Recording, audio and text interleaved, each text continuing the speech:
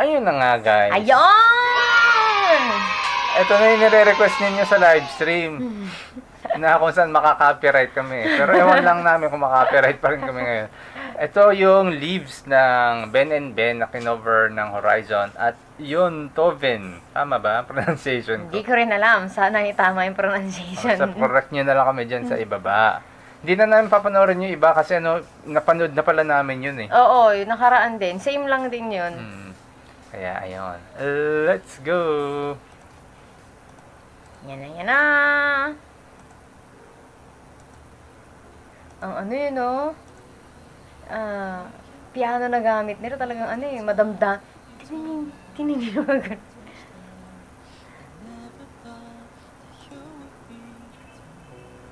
Depende sa makaka-collab nila yung klase ng kanta na kakantahin nila eh.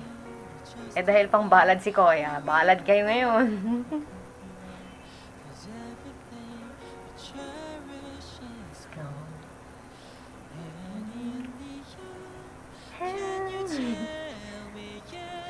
Gusto ko tong kanta na to.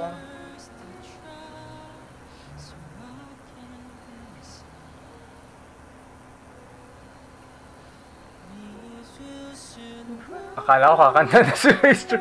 Hindi pa pala. Inaantabayan ko si Razer, hindi pa pala. Kala mo magko-chorus na. Huwag kang mag-post, magagalit na naman yung iba dyan.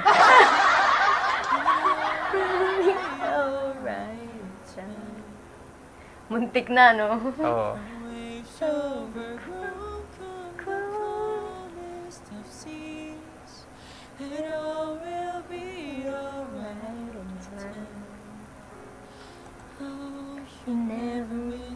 Sige, sabayan mo para maka-copyright na.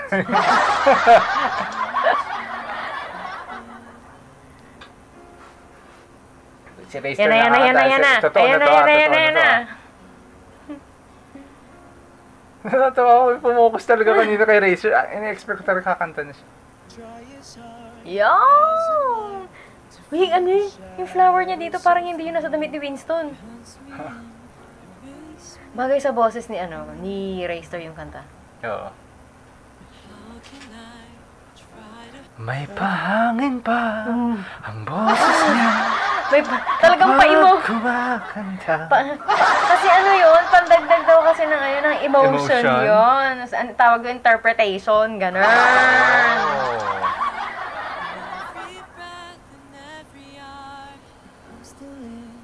You know? Pikit-pikit may pa talaga air, si Kim. air din eh. Ooh. Ang ganda ng texture niya, no? Yun din ang gusto kong sabihin. Uy, wait lang. Ni Winstone. Winstone? Yun yung gusto kong sabihin nung marinig yung part niya na yun ang kinakanta niya. Parang may roughness ng unti yung yung tunog niya. Tapos nung pag-hit niya yung high note nung part na yan, sabay labas nung nung parang yung texture ng boses niya parang ganda.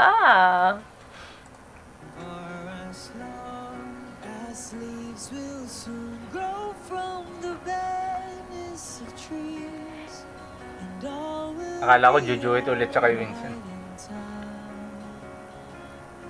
May kakaiba kay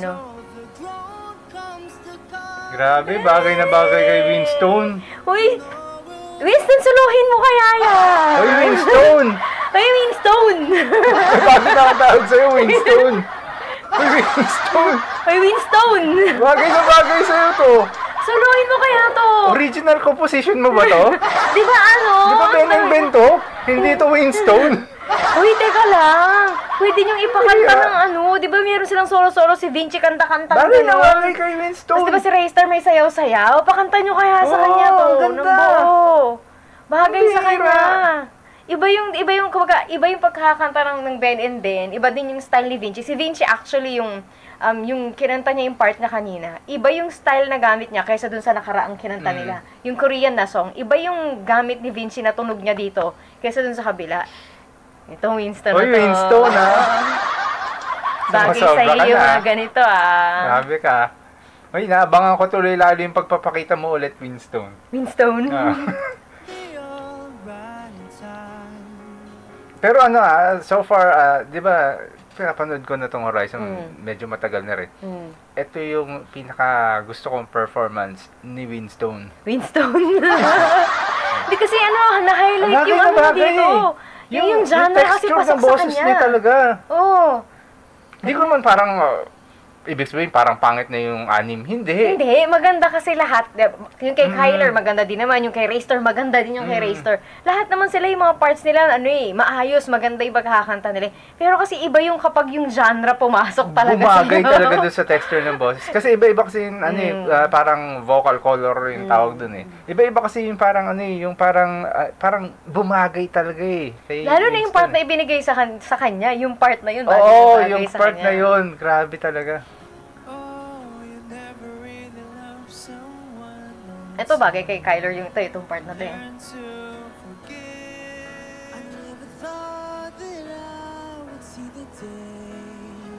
Iba yung style na ginagamit niya.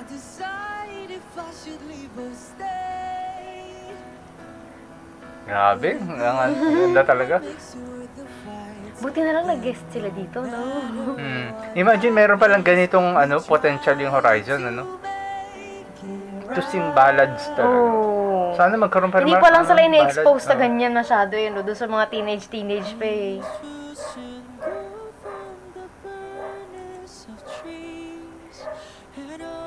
Sarap kantahin itong kanta na to pag pang senti-senti lang na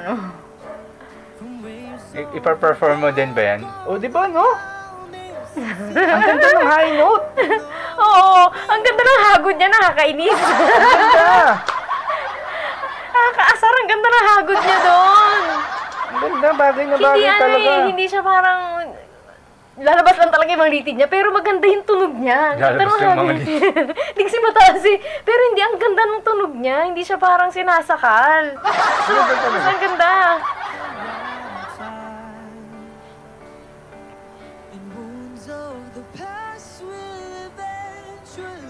Iba yung ginagamit ni Vinci.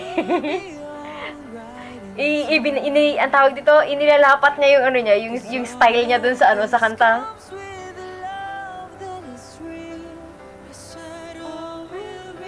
Gusto ko nang kumanta. Pinapakanta-kanta ko kanina sa live stream, ayaw mo. Hindi, naiingit lang ako dito eh. Sa live stream ayaw kumanta. Yan, abangan nyo si Jude kakanta ng All Right in Time. Ang drama nung nung kanta kapag piano lang talaga yung gamit. Sobrang layo nito, biglang kanta-kanta, lucky. Ang layo no?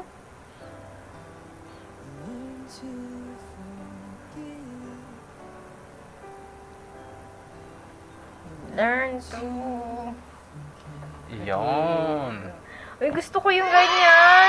Uy, more ballad content na mga ganito para sa Horizon. Kasi so far, sa ngayon, yung mga performances nila, mga 16, mga Lucky, mga di ba, puro mga, ganun eh. Pero, may potential kasi, may potential. Potential nga kasi. Marami talaga di ba, pwede mo talaga silang isabak ng gano'n na, ganda. Biglang sabi nga nila sa pag naglalaro ng video games, achievement unlocked.